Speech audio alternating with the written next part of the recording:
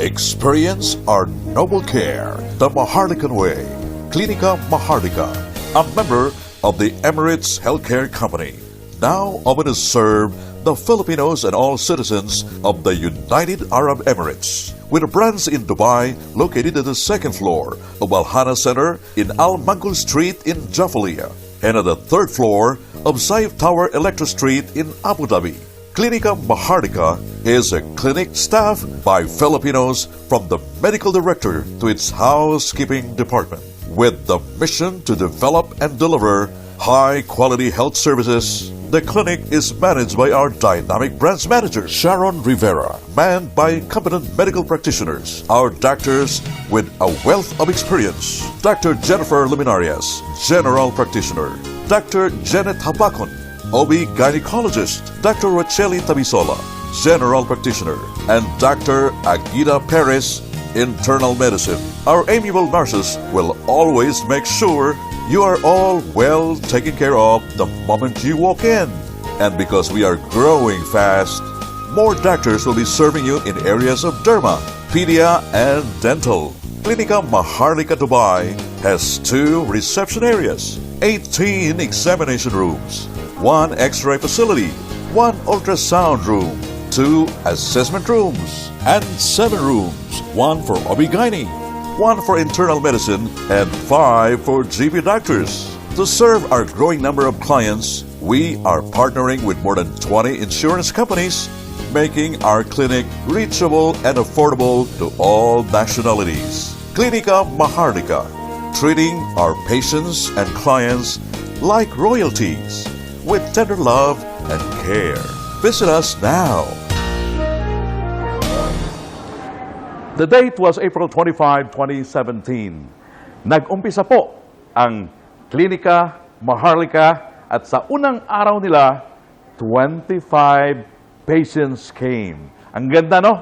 25 ang date, 25 din ang patients. What is KLINIKA Maharlika? We will find out the story of a hospital serving the Filipino community, housekeeping Filipino, papunta na sa pinakamataas na posisyon ng clinic or hospital na medical director, all Filipinos. Kasama natin ngayon ang magandang branch manager ng KLINIKA Maharlika, si Miss Sharon Rivera. Sharon, batiin natin yung nanonood ngayon. Magandang gabi po sa inyong lahat, sa mga nanonood ng Tatak Pinoy at all over UAE. Ako po ay nagpapasalamat because pinaunlakan ni Kuya Rico na siya ay makadalaw sa aming clinic tonight. Alam ko, merong mga taong nanonood na akala nila ang in-interview ko, contestant ng Binibining Pilipinas. Sa gandang yan. Si Kuya. Sharon, may tanong lang ako kasi marami naman tayong pwedeng ipangalan, di ba? Right. Why KLINIKA Maharlika? Okay. Paliwanag ko, no? Unang-una sa lahat, actually, yung KLINIKA Maharlika, hindi po ako ang nagbigay ng name na yon. The owner of this project, actually, he is very close to a lot of Filipinos sa Pinas pa mismo. And actually, hindi ko lang i-disclose kung sino talaga ang nagbigay ng pangalan, but very influential in the politics ang nagbigay sa kanya ng idea na KLINIKA Maharlika.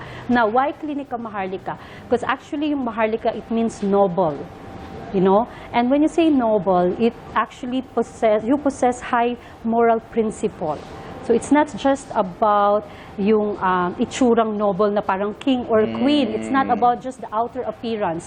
More importantly, it's actually your compassion, your virtues, your goodness, yung mga magagandang qualities ng pagiging Maharlikan. That's why he chose, maganda nga yung Maharlikan. Maharlika is actually a name that would uplift the morale of the Filipinos, especially in UAE. Kasi we know very well, Kuya Rico, if I might say, okay lang ba na, let's say, you walk into a mall, and then Filipinos lahat ang mga nagtatrabaho, and then kapag ka ang pumasok na customer, let's say, is British or UAE local, talaga naman ang ating mga Filipinos, di ba? Talaga namang bigay todo sa pagserbisyo sa kanilang mga kliyente. Pero pag Filipino na ang pumasok, this is the reality. This is what Of course. this is what's been happening. This is just being true to ourselves. This is what we want to break. This is what Klinika Maharlika is for. Kasi we want them to feel na we don't just belong to the third world country. We are Filipinos, we have to be proud of it and we have to uplift each other. And kailangan nating ipagmalaki na ang Pinoy, hindi lang basta-basta, ay Pinoy lang yan, hindi ganon. So that's the reason why we wanted it na maging kagalang-galang tayo kahit saang sulok ng mundo tayo mapunta. At saka, hindi lang sa pangalan magaling, Yes. maganda pakinggan. Yung slogan nga nila, mas magandang pakinggan. O, sabihin natin yung slogan natin. Ang slogan namin is experience our noble care the Maharlikan way. Ayan. You will soon experience Yes. the Maharlikan way. Now, Sharon, I'd like to know, ano ba yung mga services na pwedeng i-provide ng Klinika Maharlika? Currently, we have a general practitioner, which you have interviewed earlier. We also have internal medicine and then OB-gynecologist. Ito yung tatlong active ngayon na ina-accept namin. But then, in the near future, hopefully before the end of this year, we are going to open our dental department. We'll have dermatology department, Yan. which is very important para sa aming hinahanap ng mga ladies. Yes, sa mga kababaihan, and of course, pediatrics department. Yun po yung we are really praying na sana mapabilis yung proseso because you know how it is here in UAE, it's not easy. So we're really hoping na bago sana matapos ang taon, matapos na ang lahat, and we will have an additional team of doctors to join us to give service to the Filipino community. Ako, may isang tanong lang ako. How do you see Klinika Maharlika in 5 years? It's going to be a hospital because that's our goal. But then what makes us different is because we have a different goal. We have a different mindsetting. Our goal is actually to become a hospital. Kasi sa UAE, wala pa tayong sariling ospital. Nasasabihin natin sa atin na ang nagpapatakbo, ang nagmamanage ay Pinoy. From housekeeping hanggang sa pinakamataas na posisyon, Pilipino ang nagpapatakbo ng Just imagine, we have huge hospitals like NMC, di ba? Yung mga Latifa Hospital and all of this hospital around us, but then walang Filipino hospital. So that's our goal. Para sa atin po talaga ito. This is why I accepted the project. This project is very personal to me because it's not just about how much I'm going to get in return, but most importantly, I want to give something back to the Filipinos because I've been here in UAE for 16 years. I want to give back and I want to say, and gusto ko mapagmalaki ako ng anak ko na, Mama, ikaw pala yung isa sa mga pillars of Klinika Maharlika. No? So, hopefully, we are really praying for that na maging ospital po tayo. That's a worthy cause. Alam nyo, tingnan ito yung reception area, di ba? At hindi lang yun. Meron pa, dalawa yung reception area natin. Yes, there's another one there. Ipakita nga natin mamaya yung reception area natin. Ipakita natin mamaya. Yeah. Ano ba yung mga facilities na meron tayo? Lilibutin natin mamaya, Kuya Rico, yung namin, clinic namin. Malaki siya kasi we have actually more than 20 examination rooms. Why? Magtataka kayo, di ba? More than 20. Because actually, isa pang dahilan kung bakit iba din kami, kaya nga sinabi namin, Maharlikan way, we are not the same kung compare mo sa ibang mga clinics wherein the patients come in the clinic, they wait in the waiting area. We don't want the patient to wait. We want them to treat like royalty. So, pag may sakit sila, syempre, they feel bad. They want to be comfortable. So, dadali namin sila agad sa examination room, assessment room. They will be assessed by our nurses. And talagang, VIP service. Yun Kasi talaga normally what will happen in the usual hospital, mafe-feel ng patient yung waiting time. Right. Nakahiga ka lang dyan, tapos babalikan ka 30 minutes after, di ba? Right. So normally yun ang complaint ng most patients. And here, they change the paradigm. Yes, and we are really actually training our staff and members to really carry that name of being Maharlikan. Ngayon, if we're going to compare the rate of Klinika Maharlika and the other clinic as well, is it affordable? Very, very affordable, Kuya Rico. And actually, katulad na sinabi ni Dr. Jennifer kanina, eto na naman, isa sa mga dahilan kung bakit iba kami. Because we actually treat our patients like our own family. There will be some cases, mga Pinoy walang pera, hindi makapagpagamot, we will have a program wherein there's something like a charity thing or a case-to-case basis na kung kailangan talagang tulungan. Of course, we will have our protocol on that, but that's one thing that we wanted to really execute sa clinic namin. So, hindi sila dapat matakot. Two things, natatakot silang pumunta ng clinic. Una, kasi pag may sakit ka, amoy ospital. Yun. Tapos parang lalong Kanina nung pumasok ako dito, parang walang amoy ng alcohol na... Yes, amoy ospital. Amoy gamot. Tapos parang kang lamig na lamig. Tapos parang lalo kang magkakasakit. So, that's why the concept of KLINIKA MAHARLIKA is really to make it very homey to the patients. Kaya kung mapapansin nyo, di ba, kung if you're going to have a look sa facility namin, para kayong nasa bahay lang. And then, of course, yung presyo is pang OFW talaga. Meron kami mga tinanggap dito, mga pasyenta na wala silang insurance. Hindi namin sila tinatanggihan. We still treat them, free consultation. Kung magkano lang ang ibibigay nila, pinapayagan namin yun. Ano bang mga insurance ang tinatanggap nyo dito? Marami na, Kuya Rico. Actually, yung purpose din nito is actually to target the low-end networks. Yun ang number one. Kasi alam mo naman, syempre, ang mga Pilipino, ang mission nga natin is makatulong, lalo na sa mga, yung hindi ganun laking sweldong katulad ni Kuya Rico. Alam mo yun? Ang malaki sa akin, cholesterol lang at saka waistline. So we really wanted to help those Filipinos. Kaya naman, ang talagang una naming winwork out, yung mga mabababang insurance. Right now, we already have 20 insurances. May Daman na kami, MetLife, marami na kaming insurances. You can check that on our Facebook page. Andun lahat yung mga insurance companies. Ngayon, ito ba, Sharon, ano ba yung normal timing ng clinic natin? Yeah, we're open from 10 a.m. hanggang 10 p.m. And then Friday also we are open. Yes. Open pa pala, Bukas na kami ng Friday because there's a demand also. Syempre yung mga kababayan natin na Friday, yung larong araw na. Lalo na yung mga magde-day off lang ng Friday. Right. So there's no other day to go to a clinic except Friday. Yes. So bukas na rin po kami ng Friday. Based on delighted patients of KLINIKA MAHARLIKA, sabi nila, pagpasok pa lang, comfortable na sila. Medyo nawawala yung kaba. And these are one of the reasons why patients are more comfortable inside KLINIKA MAHARLIKA. Yung mga doktor natin. So, kilala na natin ditong magandang doktor. Ako kanina, nasaksihan ko na kung gaano sila kabait, gaano kagaling. Pero, para sa mga nanonood, bago kayo pumunta dito, kilalanin muna natin. Dok, magandang gabi po. Batiin muna natin yung mga nanonood sa video natin. Magandang gabi po. Ako po si Dr. Roshli. Ano ba yung specialty natin, Dok? Ako po ay isang general practitioner po. Oo. Pag general practitioner ba, Dok? Alam mo, may mga kababayan din tayong hindi alam. Ano ba yung nagagamot ng general practitioner? Ang aming pong specialty mula bata hanggang sa matanda po. Oo. Nagagamot po namin lahat ng klase ng sakit. Pwede rin pong pang-surgery. Nag-ano po kami ng mga surgical po kami, procedure dito sa aming clinic. Alam mo, may mga kababayan din tayo nagtatanong, Oy, bago ako pupunta dyan sa KLINIKA MAHARLIKA, dapat alamin natin, gaano ba kagaling yung doktor? O, alamin natin. Dok, ilang taon ka na ba naging doktor, no?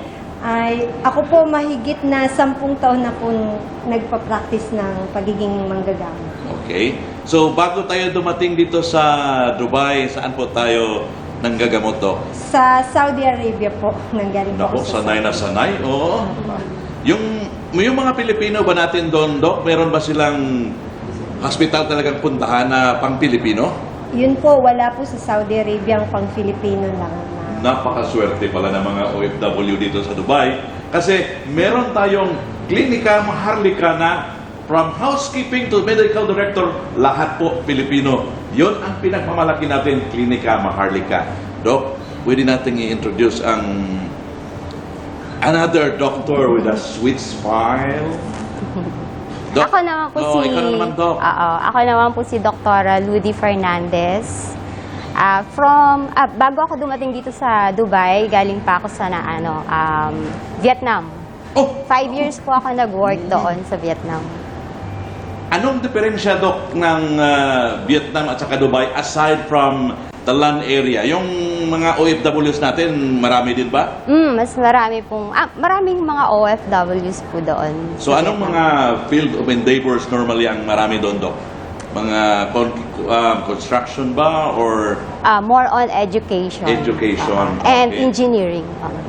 Ilang taon na ba tayong nanggagamot, Dok? 11 years po, to be exact. Na-break yung record mo, no? Ng 1 year. Oo.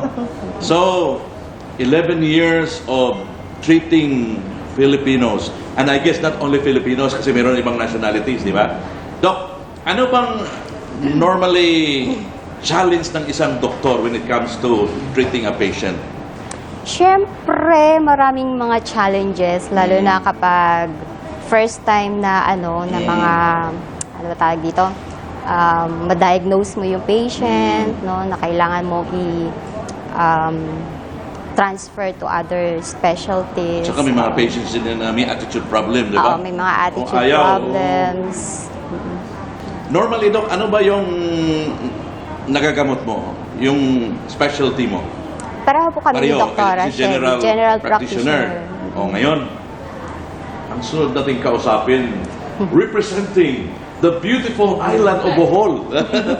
Doc, batiin muna natin yung mga nanonood sa video ng Klinika Maharlika. Hello po sa lahat ng mga OFW dito sa Dubai. Ako po si Dr. Jennifer Luminarias, taga Bohol po. Ako rin po ay isang general practitioner po. Mahigit 10 taon na po, almost 13 to 14 years na po akong doktor. And before po ako napunta dito po sa Dubai, galing na po ako sa Qatar for 4 years na rin po ako doon. Ayan, magaling talaga ang Klinika Maharlika. 30 years of combined experience. Diba? Kulang pa nga yan, ha? Wala pa yung medical director natin. Ano ba yung normally, alam mo dito sa ibang bansa, no? Takot yung mga Pilipinos na magpa-doktor. Una, takot sa presyo. Di ba? Kasi pag papasok ka sa hospital, expensive yan. Ngayon, ang tanong, yun bang presyo natin dito sa Klinika Maharlika OFW friendly ba? Yes, of course po. Friendly po. Case-to-case basis naman po. Hindi kami stricto kung kailangan pong magbigay as a charity or percentage. Ina-accommodate po namin lahat po ng pasyente. Wala po kaming pinipili. So, ito, Doc, Filipino lang ba ang kinikater nyo? Hindi po. So, pwede kayong tumanggap ng yes ibang po. nationalities? Opo. Pwede po. As a matter of fact po, marami din po kami naging patient. Mga Arabs, mga Indians, Bangladesh. So we're British, Americans, so we're open to all nationalities aside from Filipinos. Doc, itatanong ko lang, Doc. Ano bang pwede mong ma-advise sa mga OFWs na takot pumunta ng doktor? Halimbawa, may sakit ako ngayon. Ay, bibili na lang ako dun sa counter ng medicine, no? Is it advisable for a normal OFW to act like that? Or kailangan ba talagang pumunta talaga sa doktor? Ang sa akin po, ma-advise ko po sa mga OFW dito sa atin, mas mabuti po magkonsulta kayo sa mga manggagamot natin para mabigyan ng tamang gamutan, lalong-lalo na po yung mga may sakit na hypertension, diabetes. Lahat po sana ng mga pasyente na ito, magpakonsulta sa mga manggagamot na Pilipino nang may ayos natin yung kalusugan nating mga OFW dito sa Dubai. Ayan, narinig nyo. Kasi meron kasi karamihan kasi sa mga OFW, minsan naniniwala na lang sa mga recommendation ng mga food supplement. Pwede na yan! Bababa ng dugo mo. And then all of a sudden, after 4 months, ganoon pa rin, lalong tumaas, di ba? Kaya maganda talaga, you have to consult a doctor. Yes po. Yes. So, Doc, any parting words sa mga clients natin, mga Filipinos na I'm sure matutuwa sila mapanood ang video na, meron parang Klinika Maharlika na lahat Pilipino, hindi kami mahihiya, di ba? So, anong parting words na ibigay mo, Doc? Sa akin po, ang mga OFW po, ang mga Filipino, malapit po sa puso namin. Gusto po namin kayong tulungan. Huwag po kayong mahihiyang lumapit sa amin at kami po ay nandirito para sa inyo. Doc? Mas maganda po talagang magpa-check up muna sa doktor before kayo uminom ng mga gamot. O yan, mga kababayan po, narinig nyo. You don't have to worry about it because prices in Klinika Maharlika is very affordable, OFW friendly daw. Kaya, Dr. Jen, last na, anong advice ang ibigay mo? Yung mga OFW natin. Sa lahat po ng mga kababayan kong OFW, you are very welcome po dito sa aming clinic, sa Klinika Maharlika po. Huwag po kayong matatakot na magpunta sa amin at magpakonsulta. Huwag niyo pong problemahin ng budget. Kaya-kaya po naman sa budget. And kompleto po kami sa mga espesyalista. Meron din po kaming OB-GYN, meron kaming internal medicine, at marami pa po kaming iba pang espesyalista na coming na po din dito sa aming klinika. So, kung meron po kayong nararamdaman, huwag niyo pong isang tabi ang inyong mga karamdaman. Pumunta po kayo sa Klinika Maharlika. Ang laki talaga ng area ng Klinika Maharlika. 20 rooms. Sharon, ito yung area for dental services, dental right? service, yes, Oo. right. Kailan ba mabuksan itong department na ito? Naku, hopefully, bago talaga matapos ang taon, ang target date namin is probably December 15, second week of December. Tapos na siya actually. Pagka tinignan nyo siya, we have 3 chairs here.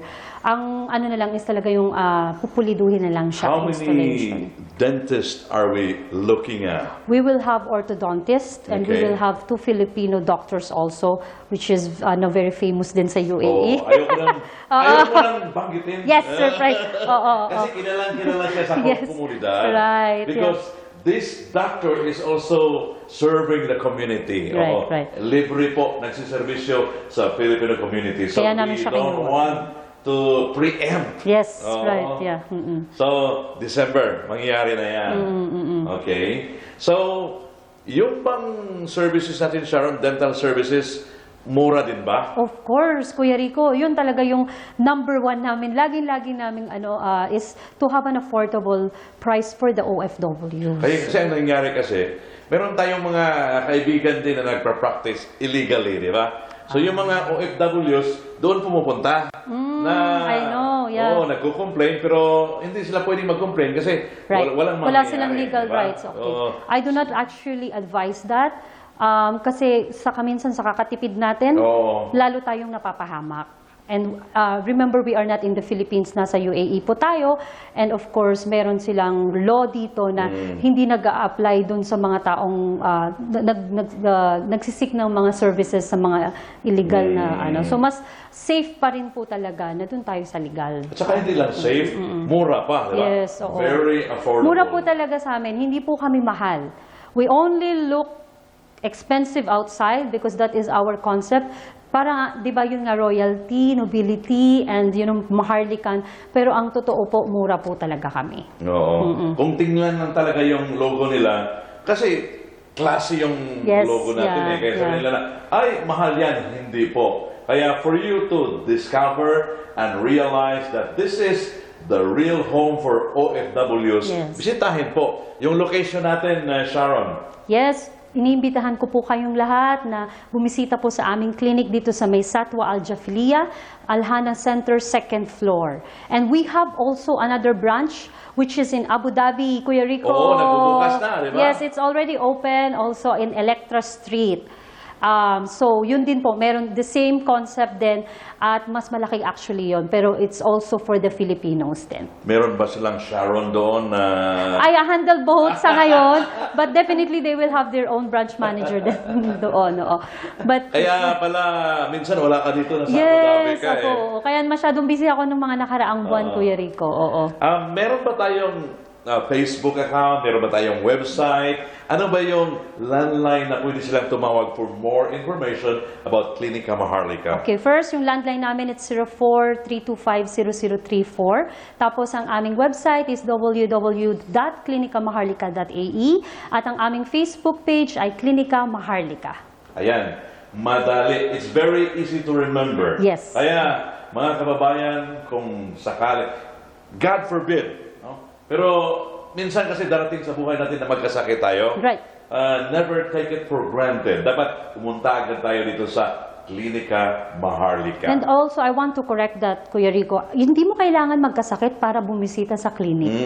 Remember that prevention is better than cure. Kaya dapat proactive. Yes, oo. And actually, hindi lang naman kami para lang gumamot. We have also mga activities dito na meron kami mga seminars, lectures, kung paano maging healthy and everything. And actually, ito is tinayo talaga para magkaroon ng habang mga Filipino na kahit nalulungkot sila, depressed sila, oy, punta tayo sa Klinika Maharlika kasi ang mga staff doon, mawawala ang pagod mo. At saka, meron pa kong na-notice na you're always serving, pag may mga events, andun tayo, no, public service of Klinika Maharlika, yung blood pressure, blood sugar. So, ngayong darating na bayanihan, andoon na naman ang Klinika Maharlika. Yes, definitely hindi kami mawawala sa bayanihan. Siyempre naman, basta para sa mga Filipino, lagi namin sinusuportahan yan. So Sharon, any parting words, any advice for the Filipino workers here in the United Arab Emirates? Okay, siguro lang ang maya-advise ko talaga, number one, wag niyong i-compromise yung health ninyo. Because health is wealth. That's number one. And kahit anong kayod ang gawin ninyo sa bansang ito, kung hindi nyo iingatan yung sarili nyo, magiging walang saysay yun. Kaya tayo nabubuhay, kaya tayo nagtatrabaho para sa mga pamilya natin. So, importante na lagi po nyong i-check kung healthy ba tayo. Yun yung number one doon. Health awareness is one thing that is our talaga advocacy din. And then, syempre, ang ma-advise ko rin naman dun sa bumisita dito sa aming clinic na sana naman is ma-spread nila yung kanilang experience, yung Maharlikan way na na-experience nila. Experience, yes, diba? oo. Para makabalik naman sila at makapag-invite pa ng mas marami pang pasyente dito sa amin. Ayan, narinig na ninyo. Kaya, mga kababayan, dumalaw po tayo dito sa Klinika Maharlika, dito sa Dubai at Abu Dhabi, of course. Abu Dhabi, yes. Sharon, maraming salamat. Thank you very much, Kuya Rico. Pleasure to interview you para matutulungan natin yung mga OFWs, malalaman nila na meron palang Klinika Maharlika dito sa United Arab Emirates. And please share the video so that the other Filipino workers, the OFW in general, ay malalaman nila na meron na tayong Klinika Maharlika. Maraming salamat po Thank you very for watching much. the video.